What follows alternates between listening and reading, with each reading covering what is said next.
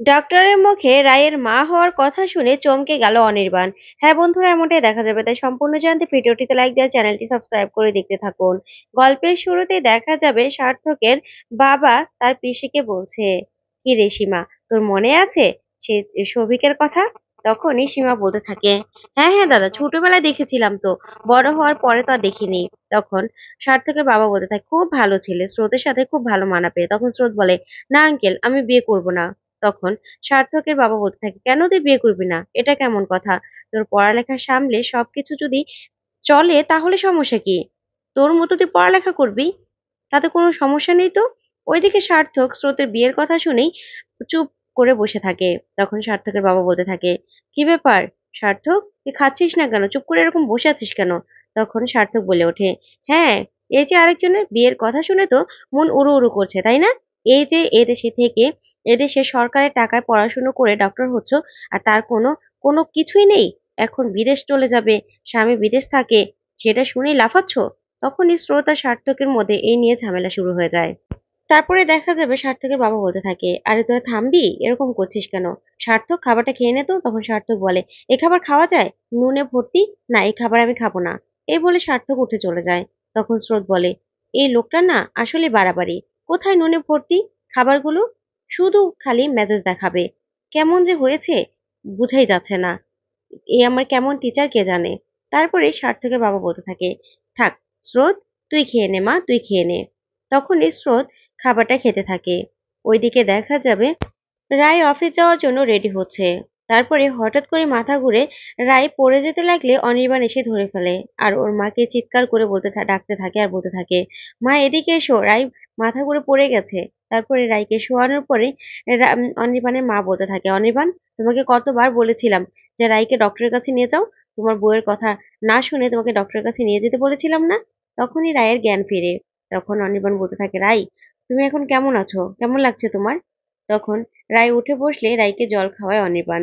তারপরে রায় বলতে থাকে, আমি ঠিক আছি, তুমি এত চিন্তা করো না তো। তারপরে অনির্বাণের মা বলতে থাকে, আচ্ছা রাই, তোমার ডাক্তার দেখাতে কি সমস্যা? তুমি ডক্টর দেখাতে যাও না কেন? কালকে এতবার করে বললাম অনির্বাণের সাথে ডক্টর দেখাতে যেতে, কেন গেলে না? আজকে কিন্তু অনি ওর একটা কথাও শুনবি না, তুই কিন্তু ওকে জোর করে নিয়ে যাবি। তখন অনি বলে, আচ্ছা ঠিক আছে মা, আমি ওকে জোর করে আজকে নিয়ে যাব। ডক্টরের অ্যাপয়েন্টমেন্ট নিয়ে নিচ্ছি, বিকেলবেলা বসবে তো, তখন আমি নিয়ে যাব। তখন রাই নিচে নামতে চাইলেই অনির্বাণ বলে, তুমি কোথাও নামবে না, এখানে চুপ করে বসে থাকবে, বুঝতে পেরেছো? আর মা দেখে তো, ওর কি লাগবে না লাগবে মাসিকে বলে দিও। তখন অনির্বাণ মা বলে, আমি আছি তো এখানে। দেখো রাই, তোমার ডক্টর দেখানোটা দরকার, এরকম করে শরীরটা খারাপ হয়ে যাচ্ছে। তারপরে তো তোমার বাড়ির লোক আবার আমার ছেলেকে আর আমাদেরকে দোষ দিবে, তাই না? যে তোমার শরীর খারাপ হয়ে যাচ্ছে আমরা দেখছি না। তখন রাই বলতে থাকে, না না, আপনাদের কিছু বলবে না, আর আমাদের বাড়ির লোক আমাকে দোষ দিতেই ব্যস্ত। আপনাদের কি বলবে? আপনাদের কিছুই বলবে না। তখন অনির্বাণের মা বলতে থাকে, না বললেই ভালো। তারপরে দেখা যাবে অনির্বাণ গরম দুধ আনতে যায়। তারপরে রাই অফিস থেকে ছুটি নিয়ে নেয়। এদিকে রাইকে দুধটা খাইয়ে শুইয়ে দেয় অনির্বাণ, আর বলতে থাকে, একদম উঠবে না বিছানা থেকে, রেস্ট নেবে, ঠিক আছে? তারপরে দেখা যাবে রাই শুয়ে পড়ে। আর ওইদিকে দেখা যাবে স্রোতের সার্থকের কথাগুলোই বারবার করে মনে পড়ে, আর সার্থকের বাবার কথাগুলো। তখন বৌমনি আসে আর এসে বলতে থাকে, কি ব্যাপার স্রোত, বসে আছো যে, কি হয়েছে? তখন স্রোত বলে, না এমনিতেই ঘুমটা আজকে একটু তাড়াতাড়ি ভেঙে গেছে। তখন বৌমনি বলতে থাকে, তা বেড়াতে গেলে, দাওয়াতে গেলে, নিশ্চয়ই সেখানে কিছু ঘটেছে, সেই নিয়ে খুব চিন্তায় আছো, তাই না? তখন স্রোত বলে, না না, চিন্তা কি আছে। তখন বৌমনি বলে, তাহলে তা কালকে নেমন্ত্রণতে গেলে কি কি হলো? তখন স্রোত বলে, কি হবে? ওই যে আঙ্কেল, তারপর পিসি, ওনাদের সাথে কথাবার্তা বললাম। তখন বৌমনি বলে, আর কেউ ছিল না? তখন স্রোত বলে, আর কে থাকবে? তখন বৌমনি বলে, ওই যে তোমার স্যার। তখন স্রোত বলতে থাকে, এসে স্যার? হ্যাঁ উনি ছিল, খাওয়া দাওয়া করলো, এই তো আর কি। তখন বৌমনি বলে, ও আচ্ছা, আমাকে কিছু বলবে না, না? সব ওই রাইকে বলবে, দিদিকে বলবে, আচ্ছা রায়ের থেকে আমি সবকিছু শুনে নেব। তারপরে এই বলে বৌমনি চলে যায়। তখন স্রোত মনে মনে ভাবতে থাকে, আচ্ছা, স্যার আমার বিয়ের কথা শুনে এরকম ভাবে রিয়েক্ট করলো কেন? তাহলে কি ওনার মনের মধ্যে আমার জন্য কিছু আছে? না না, উনি তো এরকমই। আমি কি ভাবছি এসব? না, এগুলো ভাবা আমার একদম উচিত নয়। এই বলেই স্রোত চুপ করে বসে থাকে। ওইদিকে দেখা যাবে রায় উঠেই শোয়া থেকে উঠেই বসে মনে মনে ভাবতে থাকে, আমার শরীরটা আস্তে আস্তে এরকম খারাপ হচ্ছে কেন? বুঝতে পারছি না। তাছাড়া অনির্বাণের মাও কেমন যেন একটা ইঙ্গিত করে কথা বললো মনে হলো। তাহলে কি উনি সন্দেহ করছে আমাকে? তাহলে অনির্বাণও কি সন্দেহ করছে? তারপরে অনির্বাণ এসে বলতে থাকে, কি ব্যাপার রায় কিশোরী, ঘুম ভেঙেছে? তখন রায় বলে, তুমি অফিসে যাওনি কেন? তখনই অনির্বাণ বলতে থাকে, ইচ্ছে হলো না তাই। এই যে বউয়ের সেবা করতে পারছি সেটাই কজন পারে বলো তো? এই যে তুমি ঘুমানোর পরে ৪ বার এসে দেখে গেছি যে তুমি ঘুমোচ্ছ কিনা। তাই এরকম সেবা করাই তো দরকার। সরি রাই, তোমার কেয়ার নেওয়া আমার আরো আগে দরকার ছিল। তখন রায় বলতে থাকে, কেন তুমি সরি বলছো? আমার তো আগে কেয়ার নেওয়ার মতো কিছু হয়নি। তখন অনির্বাণ বলে, কেয়ার নিলে তো আর এরকম অসুস্থ হয়ে যেতে না তুমি।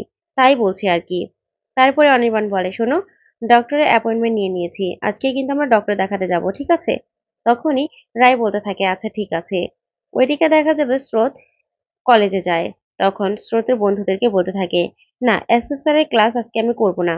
তখন ওর বন্ধুরা বলে, কেন? কেন করবি না? তখন স্রোত বলতে থাকে, আসলে আমার একটা কাজ আছে, জরুরি কাজ আছে, তাই। তখন কিঞ্জল বলতে থাকে, তোর কি কাজ বলতো, তোর কি কাজ?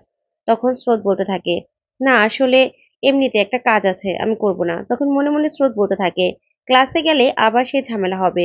ওনার ক্লাস তো আমি কখনো মিস করি না, কিন্তু কি করব? ক্লাসে কি করেই বা যাব?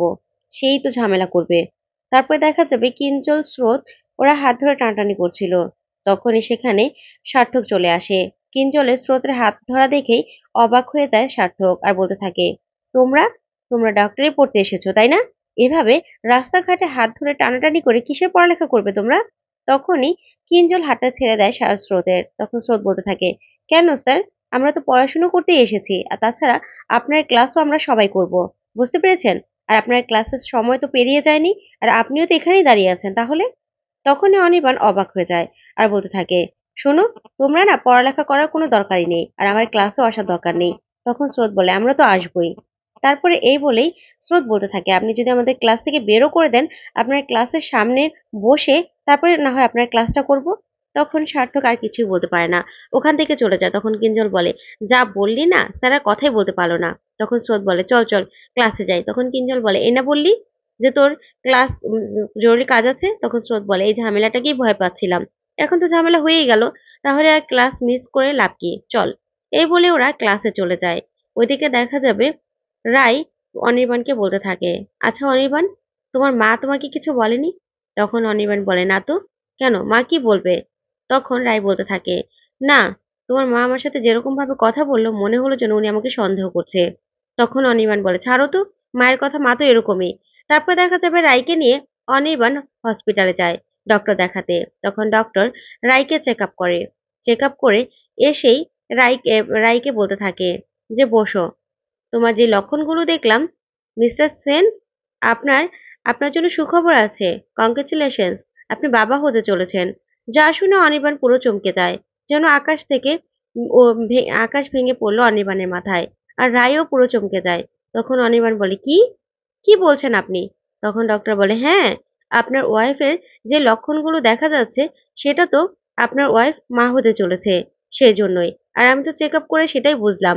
তখন অনির্বাণ বলে, না, এটা সম্ভব নয়। তখন অনির্বাণ রায়ের দিকে সন্দেহজনকভাবে তাকিয়ে থাকে। আর রায়ও অবাক হয়ে অনির্বাণের দিকে তাকিয়ে থাকে। তো বন্ধুরা, এবার কি তাহলে অনির্বাণ আর রায়ের সম্পর্ক আবারও ভেঙে যাবে? তোমাদের কি মনে হয়? অবশ্যই কমেন্ট করে জানাও। ধন্যবাদ।